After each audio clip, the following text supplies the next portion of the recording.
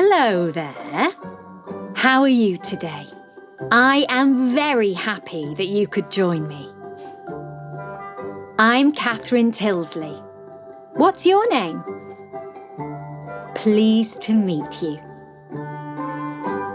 I hope that whatever you're doing right now, that you're ready to listen to some of my favourite Angelina Ballerina stories. You are? That's great! But before we do anything, I need to make sure that your ears are ready.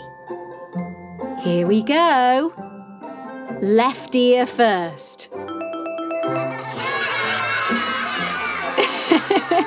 That's it. Okay, now your right ear. Yay! And now both ears together. Well done. I think our ears are nice and warmed up and ready to do some excellent listening. Let's begin, shall we? Happy listening.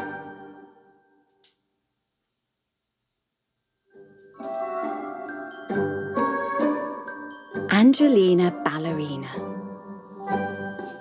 More than anything else in the world, Angelina loved to dance.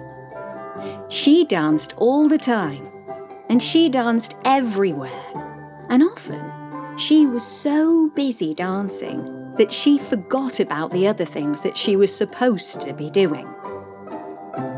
Angelina's mother was always calling to her. Angelina, it's time to tidy up your room now. Or, please get ready for school now, Angelina. But Angelina never wanted to go to school. She never wanted to do anything but dance. One night, Angelina even danced in her dreams. And when she woke up in the morning, she knew that she was going to be a real ballerina someday. When Mrs. Mouseland called Angelina for breakfast, Angelina was standing on her bed doing curtsies. When it was time for school, Angelina was trying on her mother's hats and making sad and funny faces at herself in the mirror. You're going to be late again, Angelina, cried Mrs. Mouseling. But Angelina did not care.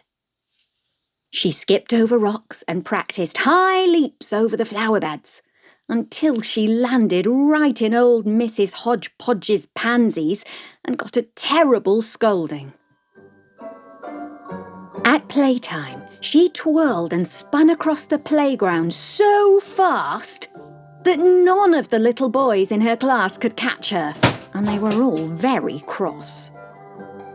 After school, she did a beautiful arabesque in the kitchen and knocked over a pitcher of milk and a plate of her mother's best cheddar cheese pies. Oh, fiddlesticks. Oh, Angelina, your dancing is nothing but a nuisance, exclaimed her mother. She sent Angelina straight upstairs to her room and went to have a talk with Mr. Mouseling. Mrs. Mouseling shook her head and said, I just don't know what to do about Angelina. Mr. Mouseling thought a while and then he said, Oh, I think I may have an idea. That same afternoon, Mr. and Mrs. Mouseling went out together before the shops closed. The next morning at breakfast, Angelina found a large box with her name on it.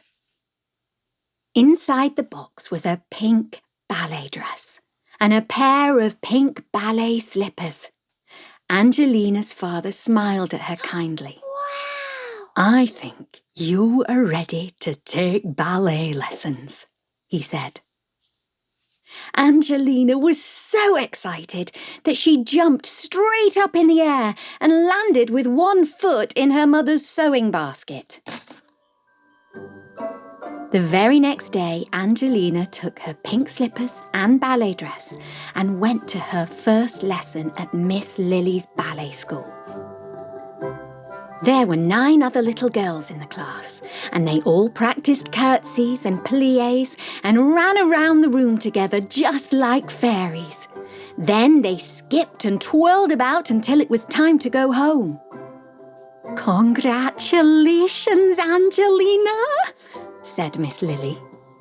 "You're a good little dancer, and if you work hard, you may grow up to be a real ballerina one day." Angelina ran all the way home to give her mother a big hug. "I am the happiest little girl in the world today," she said.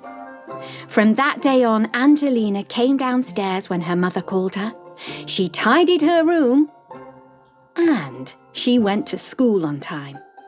She helped her mother make cheddar cheese pies, and she even let the boys catch her on the playground sometimes. Angelina was so busy dancing at Miss Lily's that she didn't need to dance at supper time or bedtime or on the way to school anymore. She went every day to her ballet lessons and worked very hard for many years. Until, at last, she became the famous ballerina, Mademoiselle Angelina, and people came from far and wide to enjoy her lovely dancing. Wasn't that a great story?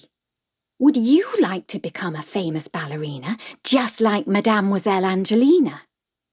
Make sure you keep listening, because there's another fabulous Angelina ballerina story coming right up. Angelina and the Princess. Angelina was much too excited to sleep. The students at Miss Lily's ballet school had been asked to dance for Her Royal Highness, the Princess of Mouseland.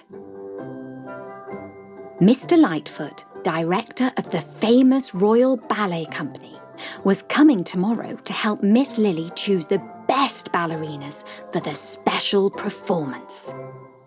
Angelina wanted a leading part so much that she worked on her pliés and pirouettes far into the night, when she should have been sound asleep. The next morning, Angelina woke up feeling terrible. Her head ached and her ears buzzed. Angelina's mother took her temperature and shook her head sadly. "I'm afraid you'll have to stay in bed," she said. "You can't go to ballet school when you're not well." But Angelina was determined to go. While her mother was busy downstairs, Angelina